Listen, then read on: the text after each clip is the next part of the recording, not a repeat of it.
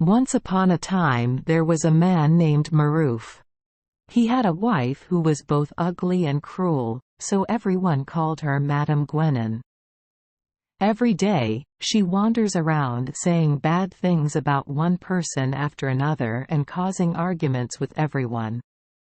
Maroof gritted his teeth and endured his venomous wife who constantly criticized her husband.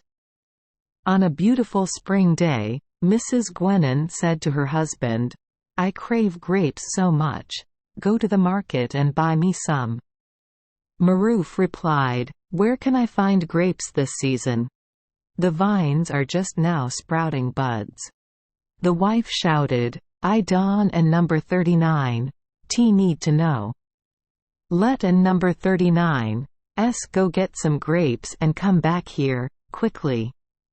If you can and number 39, T find it, Don and number 39, T show your face again." The market ended a long time ago and the shoemaker still hasn't and #39. T found grapes to buy for his wife. He was afraid to go home. Alone, Maroof wandered out of the city. When night fell, he temporarily sat on a rock next to the city wall and covered his face and sobbed. Suddenly, the wall behind him cracked in half. A god appeared and asked, "What are you doing here at this dark time?"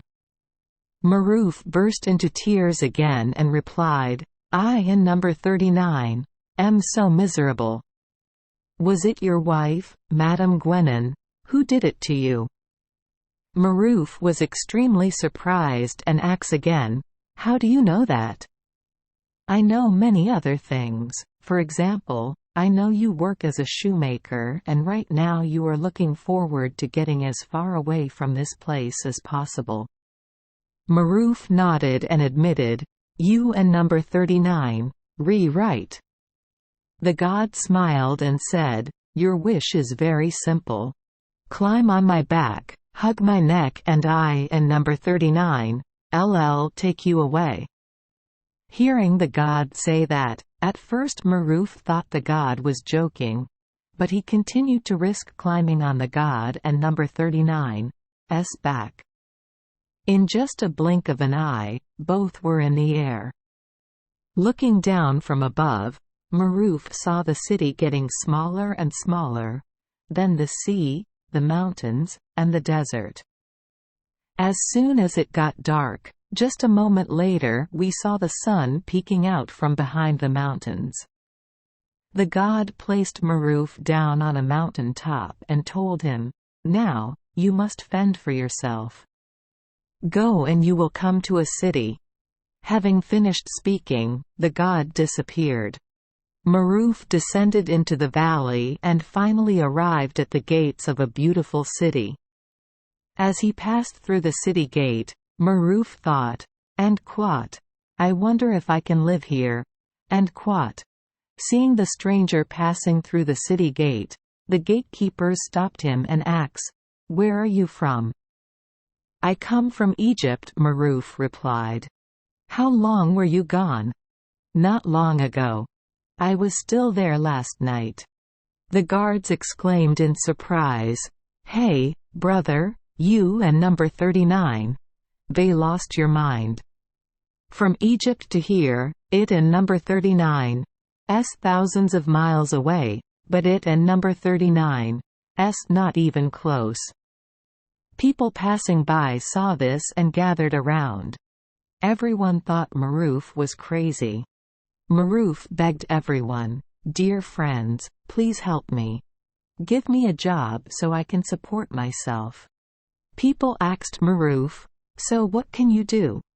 "I know how to repair shoes because I work as a shoemaker." Everyone laughed and mocked Maroof. "Making shoes? You chose the wrong profession. Here, his profession cannot earn him even a piece of bread. Well, go back to your house." Maroof dejectedly went into a temple. He knelt down and thought deeply, "When I told them that I came from Egypt and that I was a shoemaker, they mocked me. If I tell the truth, they won and number 39, believe me. If so, from now on I will lie." And quote. Thinking so, Maroof took out from his pocket the 5 he had secretly saved up without letting his wife know. He took a shower and bought luxurious clothes to show off. After that, he also bought a female donkey and a black boy to serve him. Maroof sat on the donkey and number 39's back, and the black boy trotted in front. Maroof told him that if anyone asks, he would say that he was the rich Maroof who was visiting the merchants in the city. The slave boy ran and shouted loudly. Maroof sat on the donkey and number 39's back, his face raised and looking very proud. Soon news of Maroof and number 39's wealth spread like wildfire. When Maroof and his servant went to the market, the merchants had already left their shops and were waiting for Maroof to arrive. When the slave boy ran to the donkey, Maroof whispered in the boy and number 39's ear, "I give you a gold coin, pretend to be surprised and say that I give you 10 gold coins, understand?" "Yes, sir," the boy said as he discreetly took the gold coin. Then the boy shouted loudly, "Oh, ladies and gentlemen, rich Mr. Maroof just gave me 10 gold coins." As for Maroof, he calmly smiled and said to the merchants, "Hello, brother. My name is Maroof, but people used to call me Rich Maroof." The merchants were amazed at Maroof and number 39's generosity. "Hello, sir. Could you please tell us where you come from?" "My ship's anchor from India," Maroof replied. They were surprised again. "From India?" "That and number 39's right from India. In addition, I have ships in China, in Egypt and in Vienna." The merchants were even more surprised. "Do you have that many ships?" "About 20 ships are anchored and the rest are all at sea." The merchants became more and more curious each time. "What products do you sell?" "Spices, pearls, silk, ivory." "A lot. Although my products are a bit expensive, they are all good." "That and number 39's why kings love to buy from me to make clothes." The merchants in this area had always only traded cheap and rustic goods, so they expressed even more admiration for Maroof. If their king came to their shop, they would only have the fabric to make blankets for the king and number 39's camels. They asked Maroof again, "How many bundles of cloth do you have?" Maroof answered without hesitation, "A lot." "Where are those bundles of fabric?" Maroof remained calm. "Right now my carts are probably going through the mountains. The vehicles are all heavy so they go very slowly, I had to get here first." Aaron and Hash 39, "You afraid they and number 39 steal your goods?" Maroof raised his face and replied, "What are you talking about? Those thousands of bundles of cloth are not worth anything. I have many more cargo ships in Persia." Everyone was chatting loudly when an old beggar woman came. The merchants appeared indifferent, looking away and not wanting to give her alms. Immediately, Maroof took out the last 4 gold coins from his pocket and gave them to the old woman. The merchants saw this scene and immediately opened their mouths in surprise.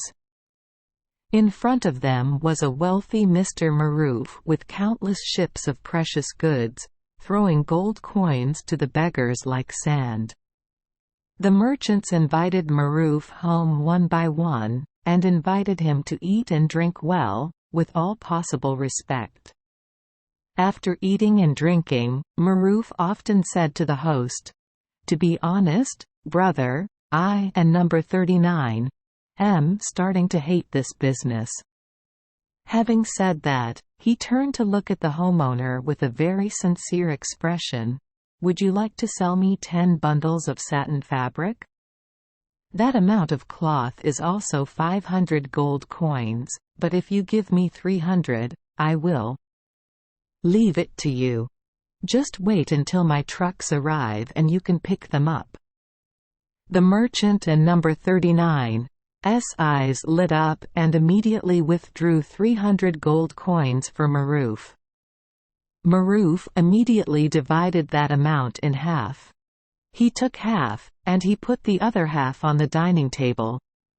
"I have a habit of distributing my wealth to the poor. I ask you to give this amount of gold to them as alms." The merchant was speechless.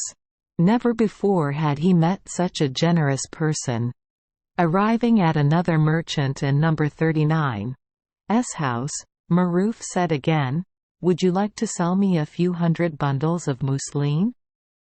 Just give me 2,000 gold coins and you will get double." I and number 39's really tired of working. Without hesitation, the merchant immediately ordered the maid to bring 2,000 gold coins. This time, Maruf divided the gold coins in half, one part for himself and the other part for the beggars. On the first night, Maruf sold thousands of bundles of cloth. The next day, he sold thousands of spices again. The third day was several thousand strings of pearls, then ivory chests and crockery. Every time he divided his money in half and gave a portion to the beggars. Wherever he went, he was welcomed and praised by the poor. Seeing him act like that, the merchants whispered to each other, "He must have lost his mind. Or maybe he is extremely rich that we cannot imagine. He must be a fraud." They finally said to each other. 7 days have passed and there is no sign of his carts anywhere. The merchants were so worried that they immediately reported to the king. The king is a man with a lot of money and is extremely stingy and dirty. He clearly saw that the merchants were foolish for paying Maruf in advance. As for him, he would have another way. He would invite Maruf to come, treat Maruf very kindly, and when he saw Maruf and number 39's carts appear, he would seize them all and drive Maruf out of the capital immediately. Receiving the king and number 39's invitation, Maruf was a bit nervous, but he still went to the palace. The king gently asked Maruf, "When will your carts get here?" Maruf calmly replied, "Your Majesty, it 1 and number 39's belong now. Perhaps the robbers caused trouble and arrived a bit late." "Will your goods be stolen?" the king asked worriedly. Maruf smiled and replied, "No, sir. My soldiers will chase away the bandits." "Your soldiers? Are your carts accompanied by soldiers?" "Of course, Your Majesty. My goods are always carefully protected." "How many soldiers do you have?" the king asks, hoping that his soldiers would be larger. "About 3,000. Maruf replied. The king was startled. How could Maruf and number 39's goods be captured when Maruf and number 39's army was so numerous? Although he saw that his intention was difficult to implement, the king still refused to back down. The king turned to negotiate. "I will buy all your goods. But I have already sold it to merchants. The merchants will not dare to do anything against me." The king shouted, "What do you want in exchange?" Maruf said curtly, "I want to marry Your Majesty and number 39's daughter." So the wedding was quickly organized. During the wedding party, the king thought to himself, "He is a fool. Just because I was so infatuated with my daughter, I gave up all my inheritance. It is true that love is more valuable than silver and gold. 70 days have passed and Maruf and number 39's carts are still missing. At this point, the king suspected, and quote, "Or did he trick me?" and quote. The king immediately sent out to find his daughter to understand the cause. After a few days of living together, Maruf truly fell in love with Princess Miriam. He feels tormented by having to live a lie. Therefore, he decided to confess everything to her. He said that he was just a common shoemaker, that he had a wicked wife in Egypt, and he told him everything that had happened to him since the night he sat crying by the city wall. After finishing speaking, Maruf buried his face in his hands, crying, and said to the princess, "Please call the soldiers to chase me out of here. I am evil." But Miriam also truly loves Maruf. She did not send Maruf away and did not tell anyone. She gently said to her husband, "This is going to be troublesome. My father is a very cruel person.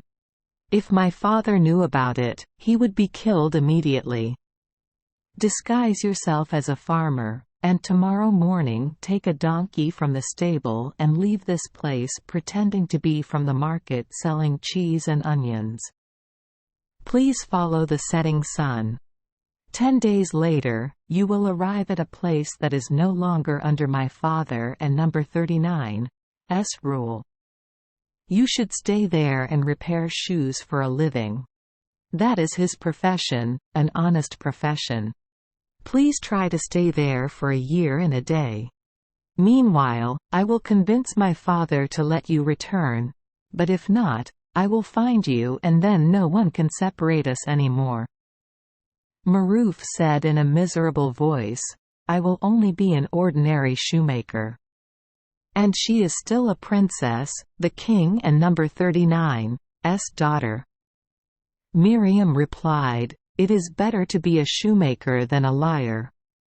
May Allah bless him." The next morning, Maruf set out. 6 days later, he went to a city. He opened a shoe repair shop to make a living and always looked forward to hearing about Miriam. As for Miriam, after her husband fled, she tried to convince her father to forgive Maruf. But the king definitely did not approve. 6 months passed in a flash. Maruf was really disappointed. He thought to himself, "If I go to see her, I will be beheaded.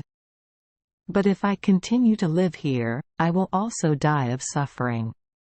So I and number 39 am going to die anyway. I have to go see her and then die in peace." And quote. He left this city again and headed towards the rising sun. After 5 days of walking, he met a man plowing a field. He walked over and asked for bread and salt. The farmer said, "I didn't and hash 39 bring food here, so you look after the cow for me. I and number 39 I'll run home to get you some bread."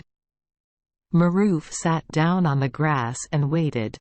Sitting for a while, he thought, and quote, "Let and number 39 take advantage of this time to plow a few furrows for him." And quote. Thinking so, he waded into the field and urged the cow to go. He was engrossed in plowing for a while when the plow broke. Maruf immediately bent down to look and he discovered a rock. He used all his strength to push the rock away. Unexpectedly, underneath the rock is a path to the underground. Maruf curiously went down. Through the stairs, he finally entered a brightly lit cave entrance. His eyes were blinded by the thousands of colorful diamonds shining and sparkling. Maruf silently admired the treasure when he noticed a ring sitting on a small ebony table. He exclaimed, "How beautiful is the ring!" He approached and saw the delicately carved lines on the ring. He picked up the ring and gently rubbed it with his hand. Immediately, a god appeared and said, "Boss, what do you need?" Maroof was scared and stammered, "Who are you?" "I am the god of this ring." When he calmed down, Maroof asked the ring god, "Can you grant my wishes?" "That and number 39's right. But I can only grant 12 of your wishes and then the ring will turn to ashes." Maroof thought to himself, 12 wishes are too many for me. Right now I just want to find Miriam and live with her for the rest of my life. To satisfy his curiosity, Maroof said to the ring god, "Let me fly into the sky." The ring god asks, "Is that your first wish?" "Yes, that is my first wish." Looking down from above, Maroof saw the farmer returning to the field, holding bread and salt for Maroof. Maroof asked the ring god, "Please deliver all the diamonds, gold and silver to this man and number 39's house." "If you want, that is your second wish," the ring god replied. Maroof returned to the ground. He sat next to the farmer and said, "You have treated me very well.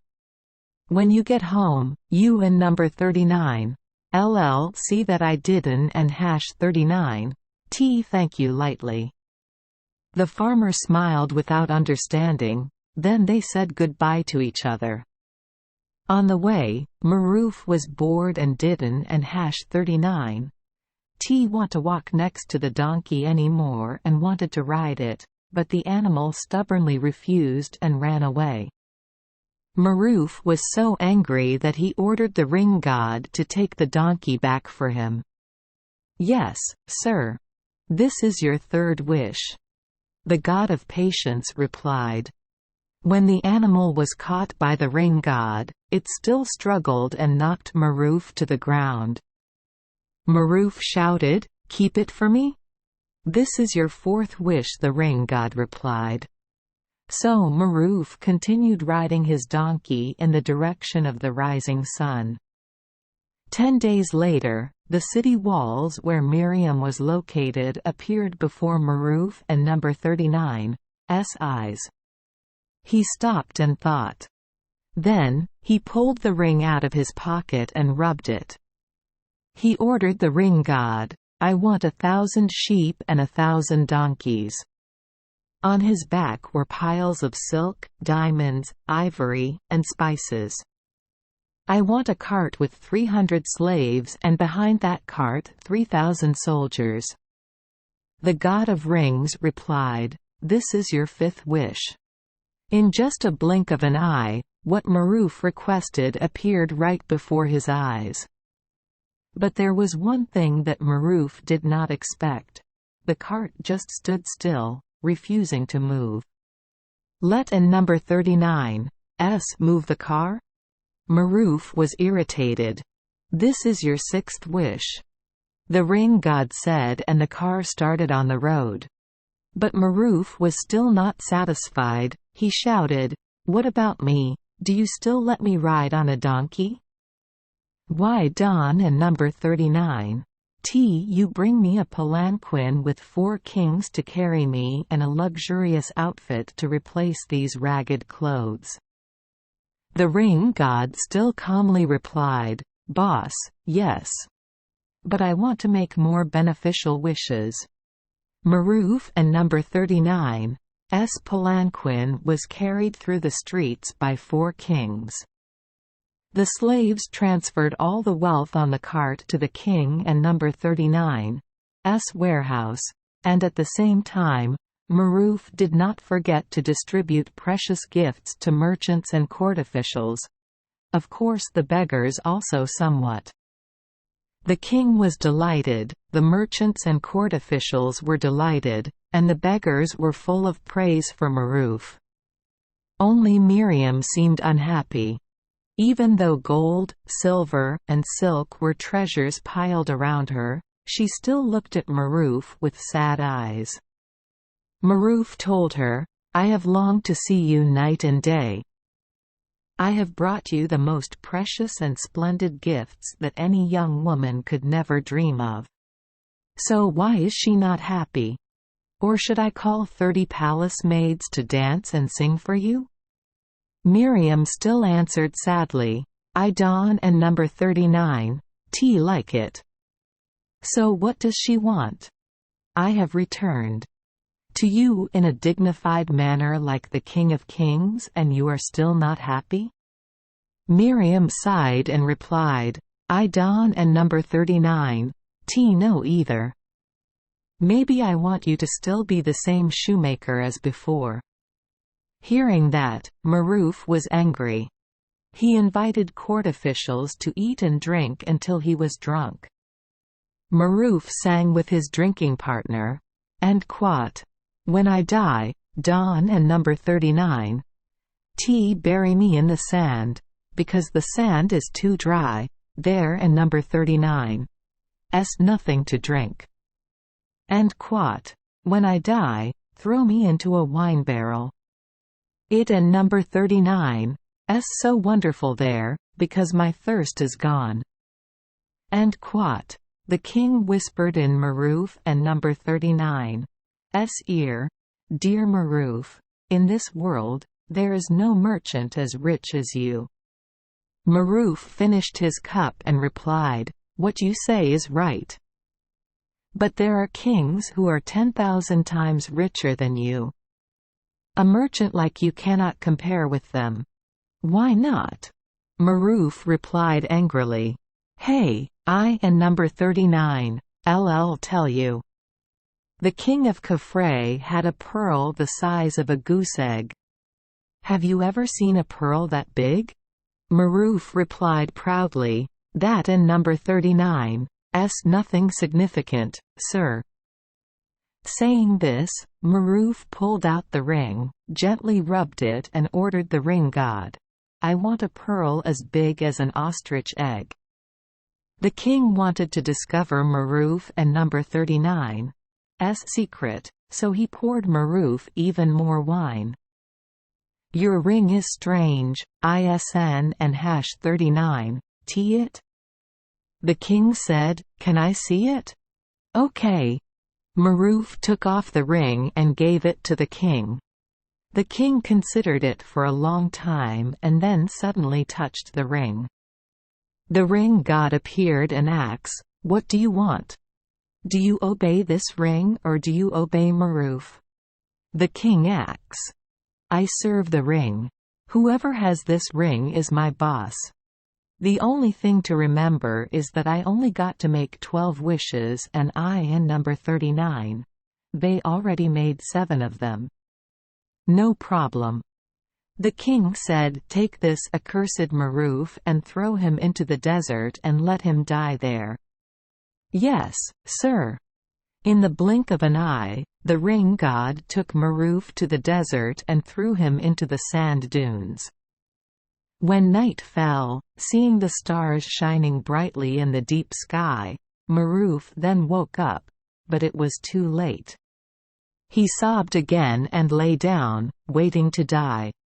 Knowing that the king had taken her husband and number 39's magic ring, Miriam quickly went to the house of the most skillful jeweler in the city to ask him to make her a ring exactly like the magic ring. Then she went to her father and said, "Father, Maruf lied to you. He has 2 rings. He showed me a magic ring that can transport people from one place to another or give us a lot of gold, silver and jewels." "What about that ring?" the king shouted. "That is a ring with evil spirits that specializes in doing evil things such as destroying cities, submerging kingdoms in the sea, killing both people and animals." Hearing his daughter say that, the king became worried and afraid. Maybe Maruf would order that evil spirit to destroy the entire capital and kill the king. He trembled and asked his daughter, "Is Maruf keeping that ring?" "No, father. Maruf gave it to you." As she spoke, Miriam pulled out the ring that the jeweler had just given her. "Wow, the ring is so beautiful. The king could bring it back here for me to see. I will show it to you, father, if you will let me borrow your ring." The ring with the genie that could only grant 12 wishes no longer delighted the king. He immediately gave it to his daughter and took the fake ring. He tried to rub the ring but did not see any gods appear. As for Miriam, holding the magic ring in her hand, she rubbed the ring and the god appeared. "Madam, what do you need? Please tie up my father and lock him in my room. This is the 9th wish, Ma, and number 39. Am." Having said that, the ring god quickly did as Miriam said. Miriam rubbed the ring again. "Madam, what do you need? Bring my husband back here." When the ring god arrived in the desert, Maruf was about to die of hunger and thirst. The god discreetly took Maruf back to the palace. On the first day, Maruf only drank a few drops of sugar water and then fell asleep again. The second day, when he woke up, he saw Miriam sitting next to him. While rubbing her husband and number 39's forehead, Miriam gently said, "Have you learned your lesson?" "I hope so," Maruf replied with a sigh. Miriam lovingly hugged her husband. Maruf looked at his wife worriedly and asked, "Are you no longer angry with me?" "No, but I will not return the ring to you anymore." She said it right. She kept that ring. "How will we deal with my father? My father harmed you, so he deserves to be punished." Dawn and number 39. Do that, Maruf replied. "Time will make your father come to his senses." But Miriam still insisted, "Anyway, my father cannot continue to be king anymore. I will discuss this matter with the Prime Minister and other mandarins." Maruf wondered, "So who will be king?" "He will be king." "Why can and number 39, shoe repairman be king?" Maruf laughed and said, "Especially when that person has a wise wife like you." They lived happily together. Maruf ruled the country very fairly and justly and was often helped by Miriam. They gave birth to a prince named Sharif. One day Miriam felt ill and wanted to see her husband one last time, but the maids searched everywhere and could not find Maruf anywhere. Miriam suddenly remembered the ring. She took it out and gently rubbed it. A long time later, the ring god appeared. At this time, the god of rings was already very old and tired. Miriam said, "Lord of the Rings, I sent people to look for Maruf but I could #39 find him. Do you know where my husband is?" "I know," the ring god replied. "Please bring my husband to see me. This is the 12th wish, right?" "This is the 11th wish, mistress." When Maruf was next to him, Miriam asked, "Where did you go?" Maruf took his wife and number 39's hand and said, "Let and number 39's go to the house of a shoemaker in the city. His name is Ali and he is the same age as me. Sometimes we also go there to play. He and I talked and made shoes together. Is it stupid for a king to repair people and number 39's shoes?" Maruf, "Not at all. I gave him the ring back. He will become wise." Miriam gave the ring to her husband, squeezed his hand tightly, and then she died. From then on, Maruf lived alone. Years passed and one day when Maruf woke up he saw a demon standing at the door. Maruf whispered, "By Allah, if you are the devil, get out of here." "Maruf, what are you afraid of?" "I am Gwenin, your wife." Maroof rubbed his eyes to see clearly and said, "What are you doing here?"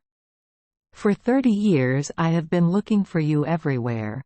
In Damascus, Baghdad, Samarkand, in the Valley of Ants, the Valley of Snakes, and the whole land of darkness, but I have not found you anywhere.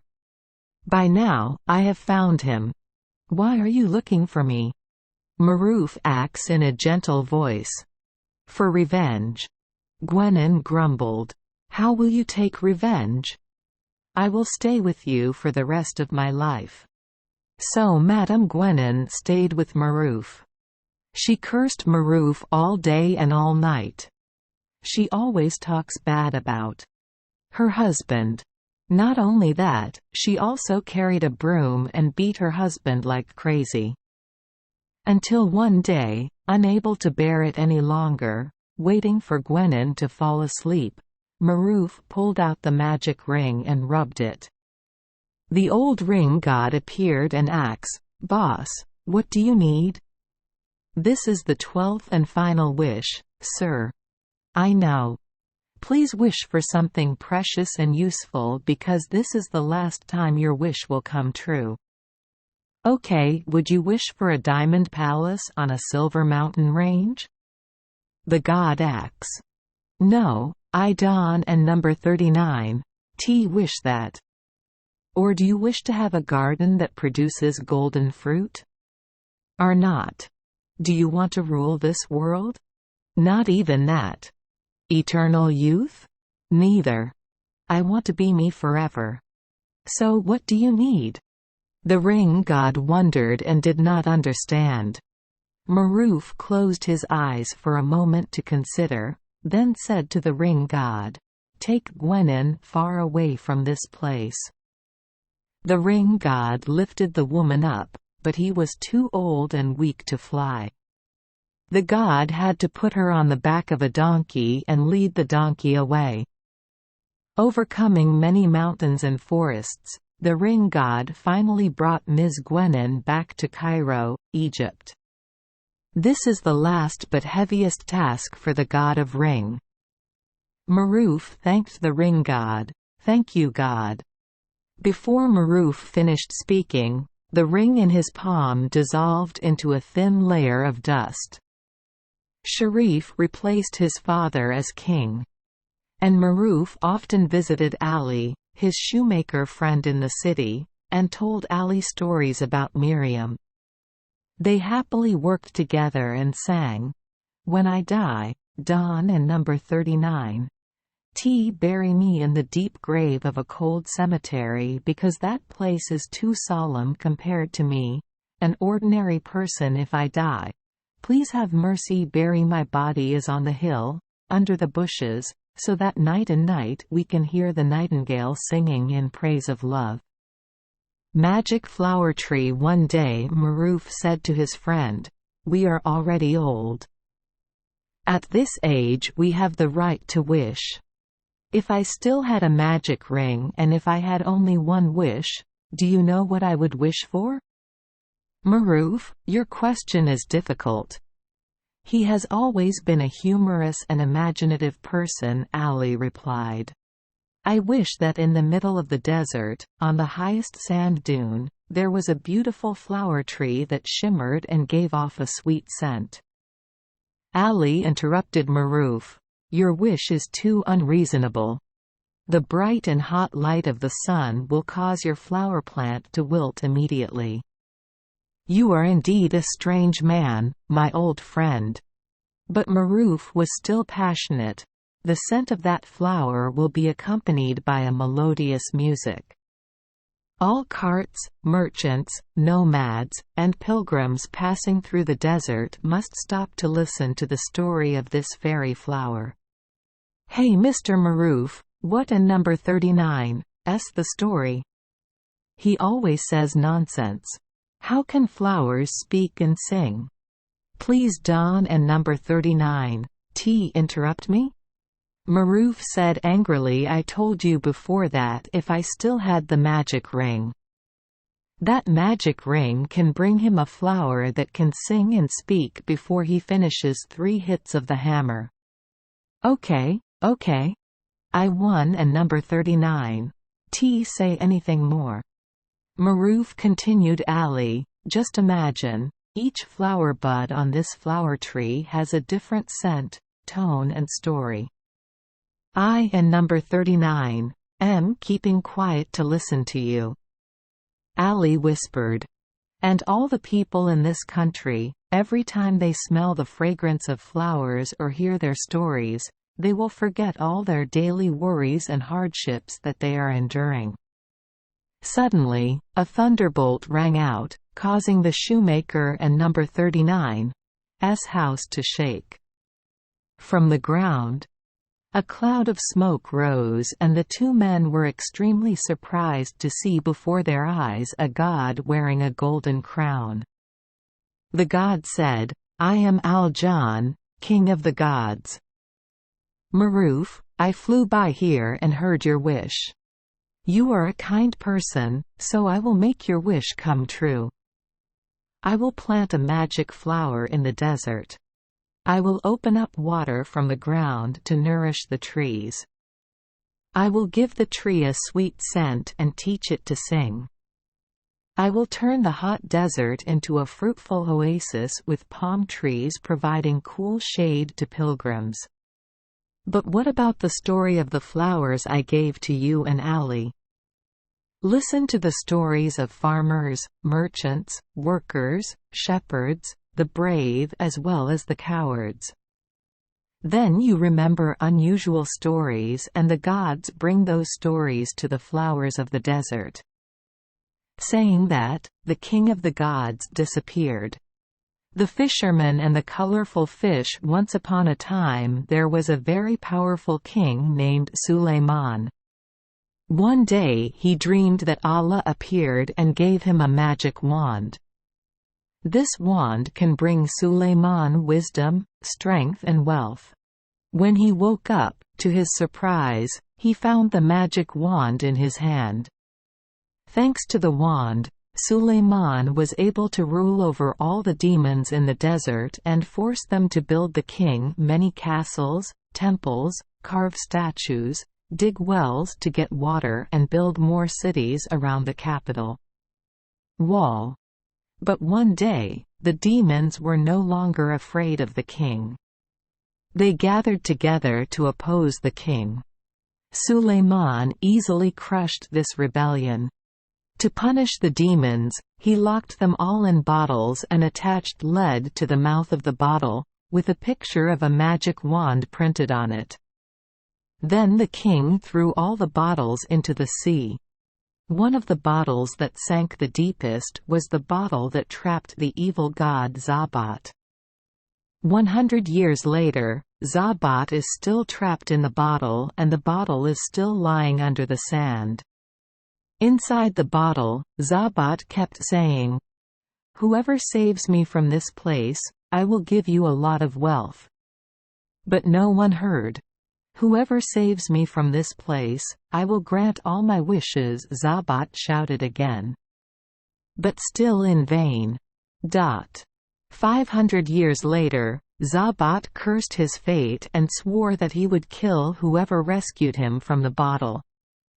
Just as he thought so, he saw the bottle as if it was being pushed to the surface of the sea. It turned out that the bottle was in the net of a poor old fisherman. That whole day, the old fisherman still didn't and #39 catch a single fish. Every time he pulled the net up, it was empty. Now, when he pulled up the net and saw how heavy it was, he was secretly happy. Unexpectedly, this time it was just an old bottle. But the old man and number 39's face brightened. He thought, and quote, "I will take this bottle to the market to sell, at least I will get 10 cents. But first, I have to open it to see if there and number 39's anything inside." He took a knife and pried off the bottle cap. As soon as the bottle cap was popped, a thick plume of smoke flew out and soared into the air. He was so scared that he fell onto the sand. Zabat appeared and said, his voice angry, "Prepare to die. I and number 39. They just sworn that I will kill whoever opens the bottle, but I haven and number 39. T figured out how to kill it yet. I allow you to choose how to die. Oh Allah, please come and save me," the poor old fisherman sobbed. But the evil spirit still hissed, "Hurry, old man. You must die. I can and number 39. T believe it. A tall man like you is in this bottle. Even his smallest finger could n and hash 39 T fit through." The evil spirit burst into laughter, causing the entire mountain range to shake. "This is too easy for me. Look here." Having said that, the evil spirit turned into smoke and crawled into the bottle. The old fisherman did not say a word, waited until the smoke was completely in the bottle, then immediately took the bottle cap and closed it. Then, he laughed happily. "Ha ha! You are already in my hands. I will return you to the sea. I will throw you far away so you will no longer be caught in the net. Everywhere we go, we are told that there is a very evil demon trapped in a bottle. It will kill no matter who saves it. You will never see sunlight again." The devil was in the bottle, but the bottle cap was tightly closed. He begged, "Old fisherman, please don and number 39. T be so cruel.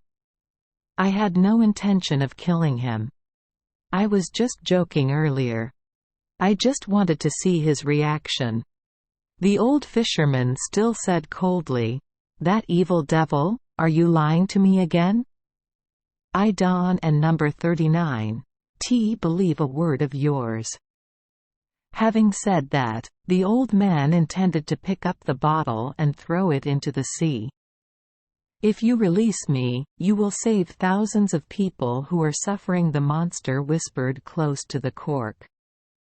This time, the old fisherman had to consider. He did not risk his life with the promise of bringing back the villain and number 39's wealth, but if he could save thousands of others. The fisherman slowly raised his hand to uncork the bottle. Smoke immediately poured out and the evil spirit returned to its original appearance. The first thing the evil spirit did was kick the bottle into the sea. "Go away, accursed bottle. From now on I don and number 39. T have to see you anymore." The old fisherman saw the action of the evil spirit and immediately panicked and said to himself, "This is not good. He will kill me. That and number 39's for sure." Thinking so, he placed his face in his palms. Zabat lifted him and the net up. The old fisherman was sure that this time he would really die. But strangely, the evil spirit took him to the other side of the mountain range and placed him next to a vast lake. Surrounding the lake are gentle hills. The evil spirit pointed to the colorful fish swimming in the lake and told the old man, "That is your reward. Let down the net and pick up the fish. But I inform you that you can only catch 4 fish a day, otherwise disaster will come to you. Please bring the fish to sell to the king." With that amount of money, he could n and hash 39 T spend it all his life. Before the old man could ask the evil spirit about saving the unfortunate people, the evil spirit stomped his foot on the ground parted and the evil spirit disappeared. The old man threw the net into the lake. When he pulled the net up, he saw 4 fish in the net. What surprised him so much was that the 4 fish had 4 different colors: white, red, blue and yellow. He hurriedly brought 4 fish back to present to the king. Seeing 4 fish, the king immediately ordered, Give the old man 400 gold coins and bring the fish to cook for me immediately. I really want to know what it tastes like." The old fisherman happily took the money and returned home. The king and number 39's cook cleaned the fish and put it in a frying pan. Just as she flipped the first fish, the kitchen wall suddenly cracked. An extremely beautiful girl dressed splendidly and wearing a ruby bracelet appeared. She said to the 4 fish, "Oh fish, do you still keep your promise? Will you be silent?" The 4 fish raised their heads and answered in unison, "Yes. Believe us." As soon as the fish finished speaking, the girl disappeared into the wall. The chef was speechless in horror at that scene. By the time he calmed down, the 4 fish had burned to ashes. She hurriedly went to tell the king everything. The king was equally surprised. He ordered the prime minister, "Go find the fisherman and tell him to bring me other fish. This time you have to cook the fish yourself." I thought that the cook must have fallen asleep, so she burned my fish and made up a story to avoid punishment. The next day, everything happened to the prime minister exactly as it happened to the cook. The next day, the king himself went to the kitchen. As he began to flip the first fish, the wall opened again. A beautiful girl appeared to talk to the fish, and before the king could calm down, the 4 fish were charred. The king ordered the prime minister, "Bring the fisherman here to me. I want to understand this secret." When the old fisherman was brought to the king, he asks, "Where did you catch these fish?" "Your Majesty, I caught them in a lake surrounded by many hills," the old fisherman replied, trembling. "Is that lake nearby?" "Dear sir. I walked for half an hour to get there." The king shouted loudly, "You lie! Half an hour and number 39's walk from here, there was no lake and no mountains." "But well, I and number 39'll believe his words if he leads me there." 30 minutes later, the king and the old fisherman stood by the lake watching the colorful fish swimming. The king said, "We must definitely clarify this matter. I will go around the lake and you should return to the palace and tell the prime minister to rule the kingdom in my absence.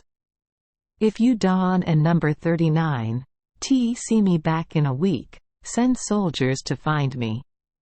The king traveled for a whole day and then ended that night. The next day he found himself standing in front of the gate of a capital city.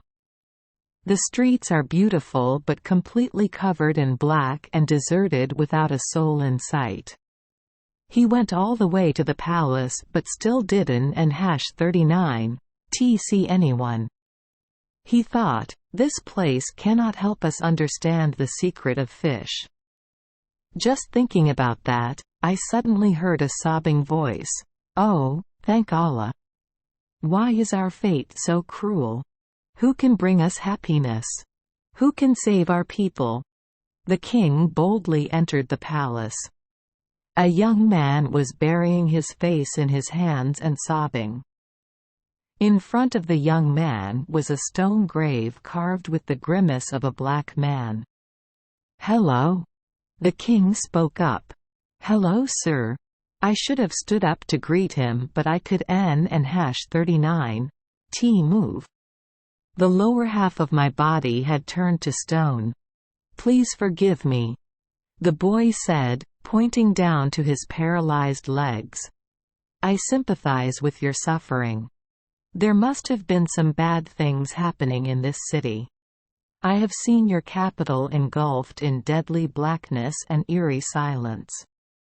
When I came here, I saw that half of his body had been petrified.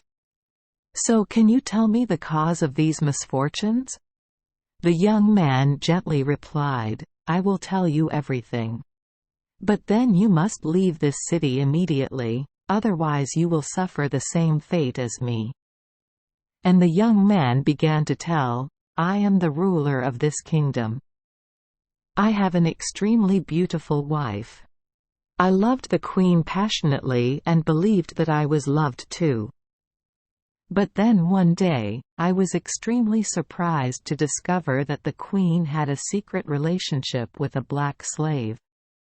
Angry, I pulled out my sword and slashed that guy right in front of my wife.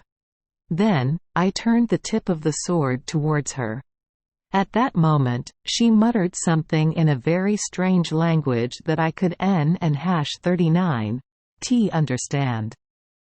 As soon as she finished speaking, half of my body turned to stone. She devastated this capital, submerged the fields between the hills, turned our people into colorful fish and drove them into the lake. From then on, every day she came and gave me 100 lashes and then sat and whispered to her lover and number 39's grave for a long time. Before ending the story, the young man sighed sadly, "Sir, now, please leave here before it and number 39's too late." At that moment, the king heard footsteps approaching. He only had time to run and hide behind the grave. A sad young woman in mourning clothes entered. She walked up to the boy, exposed his shoulders and whipped him. The young king screamed in pain, but she still showed no sympathy and instead rushed harder. When the boy fainted, she threw the whip on the ground and knelt beside the grave whispering, "Speak, my lover. Please say a few words so I can hear your sweet voice again." The king hid behind the grave, covered his mouth with his hand and said in a black voice, "Evil witch, you Don and number 39's deserve to hear me." Hearing this, the blind witch was extremely happy and shouted, "Oh, my lover, you have returned. That and number 39's right, but I can and number 39's get out of this grave as long as you still cast a spell on your husband and this country. We cannot be happy if we let all these innocent people suffer." The witch said in surprise, "You are so different from before. But I will do as you wish." The witch held a bowl of water in her hand, muttering a spell. When the bowl of water began to boil, she sprinkled a few drops on the young king and number 39's body and chanted, "Return to your original form." The boy and number 39's legs began to move and he was able to stand up. The boy jumped for joy.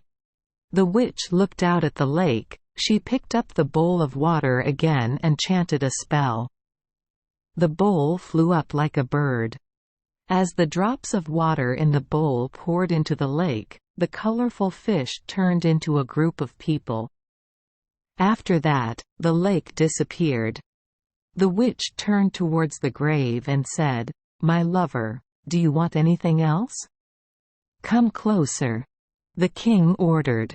She leaned close to the grave. Quick as lightning, the king pulled out his sword and stabbed her in the chest. Light returned to the palace and throughout the capital, the crowd one by one found their houses and shops. The king said, "Now I must return to my kingdom."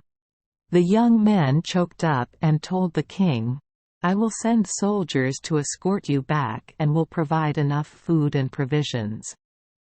When you came here, you were only gone for one day because my kingdom was under a spell. And now he has to go for a full year." The king thanked the young man and hurriedly left. He crossed many deserts, mountains, forests, and fields and finally returned to his capital city. The prime minister, the court officials and the people thought he was dead because he was gone for so long with no news of his return. They happily held a party to celebrate because they saw that the king was still safe and sound. The king called the old fisherman and rewarded him with a lot of gold and silver. The old fisherman still remembered the evil god Zabat, but he never met the evil god again. Thank you for joining us for today's fairy tale. We hope these stories bring joy and meaning to your day. If you love our channel, please hit the subscribe button so you won't miss any exciting tales. Wishing you a good night and sweet dreams. See you in the next story.